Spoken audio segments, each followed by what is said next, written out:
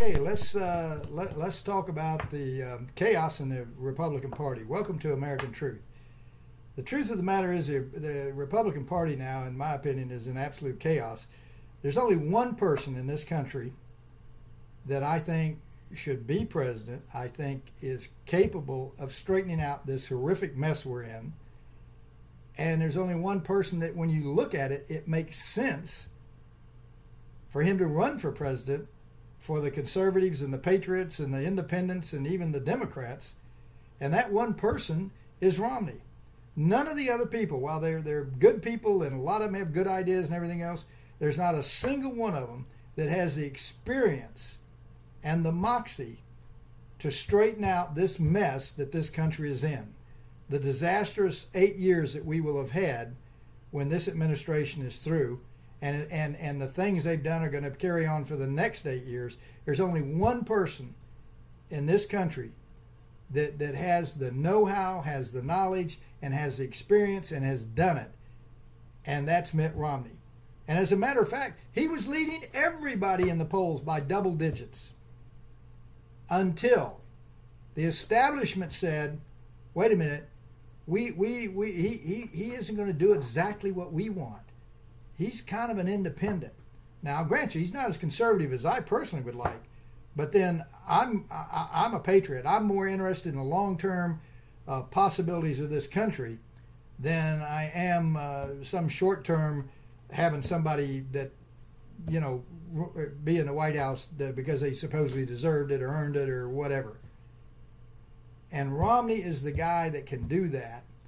And these others, while all of them have good ideas, all of them, are good people, I don't think any of them have the experience to turn the country around and fix, at least get a good start on fixing the problems that this country has.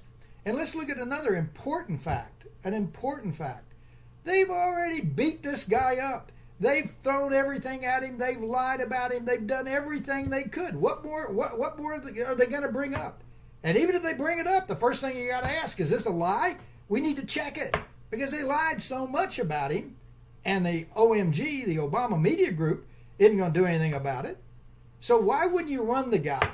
Now, there's people out there, that's like Donald Trump, who say, well, he didn't run a good race. Well, I grant you he didn't have good people running his campaign. And I'll just give you one good example of where he screwed up.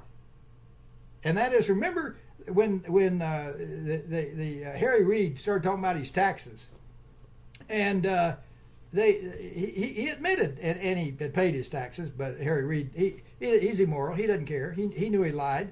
Like you said, Romney didn't win, But remember when he came out that he had paid 14% in taxes and 16% to charity, which, by the way, the Democrat, especially the establishment Democrats, they're the worst at paying for charity or giving money to charity.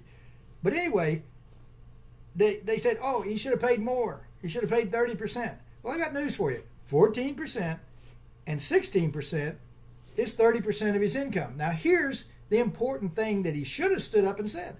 Look, okay, I paid 14% in taxes, and I gave to charity 16%. Now, here's the question. Would you rather have seen the 16% go to the government so they could waste it, or are we better off that I paid 16% to people that will put it to good use and spend it wisely? Guarantee you he would have gotten cheers, and that would have killed that argument right away, because he did give away 30% of his income, which is more than any of the liberal guys, certainly more than Hillary and her gang, but that's it. He didn't have good people running his campaign, but still he has experience to turn the country around. So when people like Donald Trump say he didn't run a campaign and that's why he lost, no, the reason he lost is because the election was stolen. Nobody wants to talk about it. You can't tell me, and I've talked to a lot of people that run organizations and advertising people and what have you, and they tell me, no, if you take 500 organizations, that's not the people in them, which would have been millions, you take 500 organizations and shut them down because they're the opposition, which is right out of the communist playbook, by the way. Shut down your opposition. The only difference is they didn't throw them in jail. They tried to.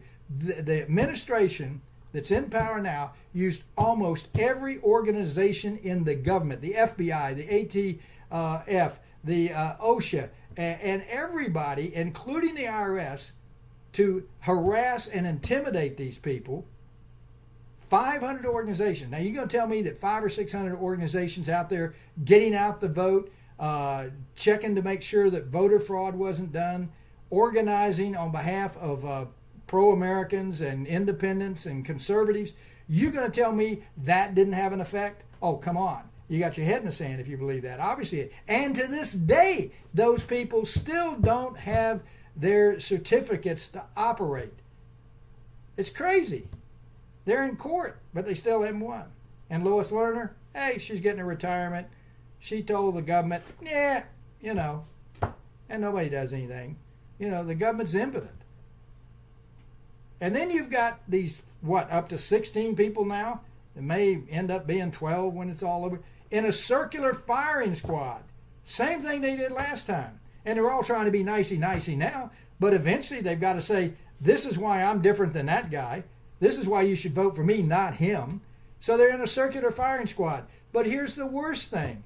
While the Democrats are over there collecting money for probably one candidate, just sucking money up as fast as they can from the one percenters, by the way, we're spending all this money to run 16 candidates in a preliminary. That's wasted money. It's money fighting among ourselves. When if we had one candidate, we could be raising money. What Romney ought to do, and this is what really burns me up, and I have voted every chance I've had since I was old enough to vote.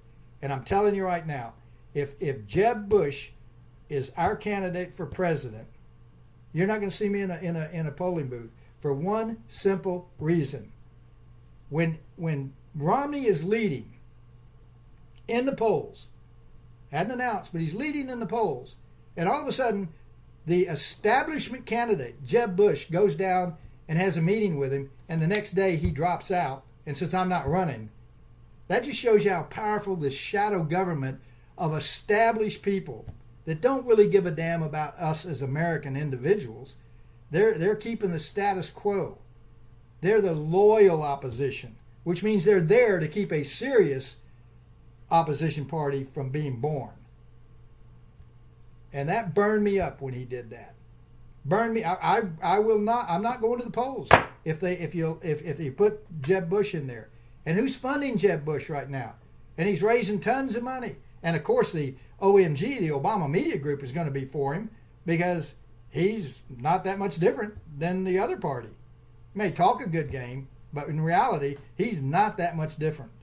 He comes from a wonderful family, but they are one-worlders, and I'm not going to vote for him. I'm sorry. And he's going to be your candidate. The rest of this is just facade. And I will be shocked if he is not the Republican candidate. But if we had a leader, somebody that was powerful enough to stand up and say, guys, get together. This is stupid. I know you all got great egos and you all think you make great presidents, but only one of you is going to make it, and the rest of you are going to fall by the wayside, and you're going to get beat up while you're doing it. And you're wasting money for the party and for the conservatives and for the patriots in this country and the independents. And I would hope and pray, and every night I pray, excuse me, that maybe Romney won't throw his hat in the ring. Don't want him to do that. He needs to go out and make speeches. And if somebody sends this to Mr. Romney, I would ask you to just take this advice and pray on it. You need to be out, not as a candidate. You just need to be out saying, this is what needs to be done to get jobs. This is what needs to be done to straighten out schools. This is what needs to be done to educate the uneducated in this country. This is what needs to be done for our foreign policy. This is what needs to be done to build our defense. What's the old saying that goes back to 5,000 years? You prepare for war in order to have peace. Conversely, if you prepare for peace, you're going to get war. And that's where we're headed. I mean, our military is being gutted while Russia's, building up, China's building up. There's only, historically, you don't have to be a PhD in history to understand that there's only one way that ends up, and it ain't good for us. So, Romney, think about it. And we as a group, I wish somebody would go out there and start, a pro-Romney website and start raising money on him. And maybe at the convention, we can have a brokered convention. And Romney, you know what we ought to have? We ought to have Romney as president and Ben, the doctor, as vice president. And then, Ryan should be Secretary of the Treasury. And we've got some good people to put in some good positions. But we've got too many egos out there. And these are all good people. They've got good ideas. They're strong in little areas. But nobody has the experience and the moxie and the know-how to go in there and work 12 hours a day to turn this country around. There's only one guy that can do that, and that's Romney. And, quite frankly, it wouldn't surprise me if a Democrat won again, because they've imported, they're just letting millions and millions. It's an invading army. It's the Trojan horse of America is this immigration and open border, because those people are going to vote. I mean, a lot of you think that this little amnesty deal that Obama did is only good for about 4 or 5 million people. No, if you read it, it's good for anybody that came in as of January 2014, which is about 15 million people, maybe 12 million people. So do not kid yourself. And they're going to be able to vote. They're getting driver's license. In a lot of these liberal cities, they're giving them driver's license and IDs. And that's another thing. Who would oppose an ID? Anybody that can't get an ID in this country shouldn't be allowed to vote. They'd be an idiot. Why would you let an idiot vote? I mean, that's just ridiculous. The only people that don't want IDs are cheaters. They don't want you looking at them. They want to be able to, I saw a Democratic fundraiser the other day out of the graveyard trying to get votes. It's ridiculous. And I don't mean to offend every Democrat, because it's mainly the leadership that's led these people down the garden path, and we'll talk about that someday. But right now, Romney's the only guy, and we got to figure out how to get him to run or end up with a brokered convention, because right now what is happening out there and what is going to happen over the summer is a disaster. 16 people running, and there's idiots that are conservatives going, oh, that's good. The more we have, the more, the better it is. No, it's called delusion, And that's what happens. It's like having too much stock in a company or issuing too much after you've opened your company. It's like pouring too much water in your whiskey. It dilutes it. And that's what we've got. And they're going to start shooting bullets at each other, and they're in a circular firing squad. Somebody get to Romney. Somebody start a website or a movement. Let's get Romney running. He's not the most conservative guy, I'll tell you that. But I'm more interested in the long-term prospects of this country than I am a 4-year prospect or giving a dynasty the next generation. And we all better start thinking about that. Because like I said last time, if you've been listening to me, I give this country about a 20-25% chance of surviving as the country that a lot of us grew up in.